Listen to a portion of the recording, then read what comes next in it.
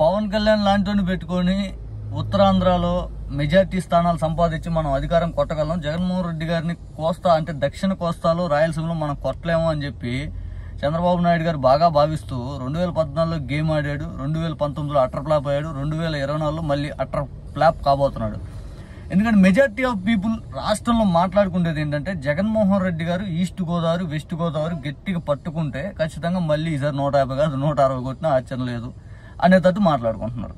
ఇది ground level reality. Because రాయలసీమలో జగన్మోహన్ రెడ్డి గారు బలంగానే ఉన్నారు, దక్షిణ కోస్తాలో బలంగానే ఉన్నారు, ఉత్తరాంధ్రలో బలంగానే ఉన్నారు. కానీ మాటల్లో కొంతమంది ఏంటంటే జగన్మోహన్ రెడ్డి గారి అభిమానులు కానోళ్ళు కూడా ఈసారి జగన్మోహన్ రెడ్డి గారే వస్తారు. ఎందుకంటే ఒక టర్మ్ చేశాడు, 2వ టర్మ్ ఖచ్చితంగా మంచి పనులు చేశాడు కాబట్టి అవకాశం వస్తుంది. వ్యవస్థలు ఎంతో కొంత మారినాయి. చంద్రబాబు 14 ఏళ్ళు చేశాడు, ఏం మార్చాడు అనే దూరంలోనే ప్రజలు ఆలోచిస్తారు కాబట్టి ఆలోచిస్తున్నారు కూడా. దాన్ని జగన్మోహన్ రెడ్డి గారి చాలా వరకు ప్లస్ పాయింట్ లోనే ఉంది. అందుకు ఎక్కువ మంది మాట్లాడుకునేది ఏంటంటే ఈ పవన్ కళ్యాణ్ ఫ్యాక్టర్ అనేది ఉత్తరాంధ్రలో అందున కూడా ఈ పశ్చిమ గోదావరి తూర్పు గోదావరి ఎంత బలంగా వీస్తుంది అనేది ఇక్కడ మాట్లాడుకునేది. దీనిపైన భిన్న అభిప్రాయాలు కొంతమందిలో వ్యక్తం అవుతున్న మెజారిటీ ఆఫ్ పీపుల్ ఏంటంటే ఎంతో కొంత ఫ్యాక్టర్ అయితే ఉంటుంది కానీ కంప్లీట్ స్వీప్ అయ్యే ఫ్యాక్టర్ అయితే ఉండదు.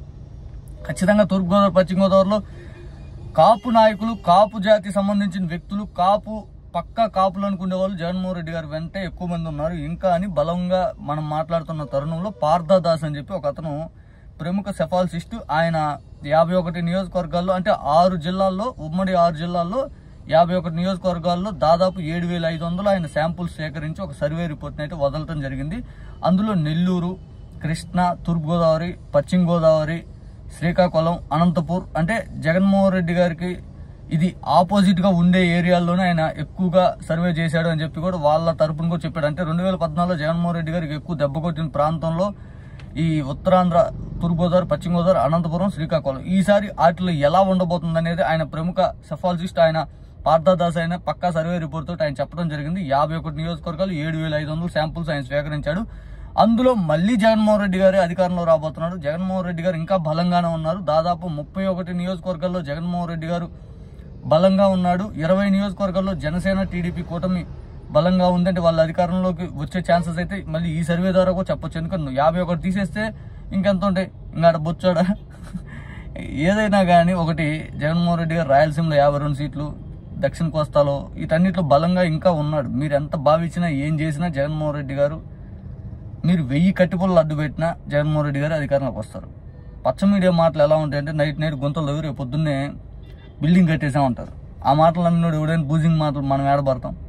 ఇంకోటి ఏంటంటే వాళ్ళ మాటలు నా బాగా గుర్తు 2021 అనుకుంటా కరోనా టైంలో నేను వీడియోలు స్టార్ట్ చేసినప్పుడు అంపసేం మీద ఆర్థికం, ఆంధ్రప్రదేశ్ ఆర్థికం అన్నాడు. ఇప్పుడు అంపసేం మీద ఏడుందిరా.